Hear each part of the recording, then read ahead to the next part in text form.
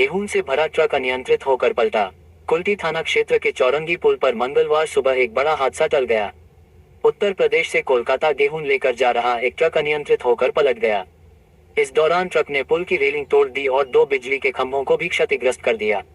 बताया जा रहा है कि ट्रक तेज रफ्तार में था और चौरंगी पुल पर पहुंचते ही चालक ने नियंत्रण खो दिया, जिससे वह पलट गया।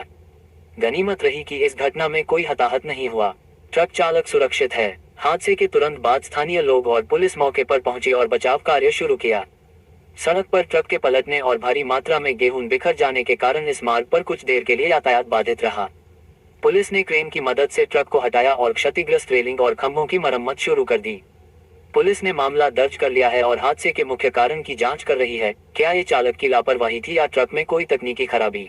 দেখলাম একটা গাড়ি আউট অফ কন্ট্রোল হয়ে পড়ে আমাদের ব্রিজ রেলিং এবং দুটো লাইট পোস্ট ড্যামেজ করে পড়ে উনি পাল্টি হয়ে গেছে। কোথা থেকে কোথায় আসছিল এটা? এটা ইউপি থেকে যাচ্ছে মানে কলকাতা।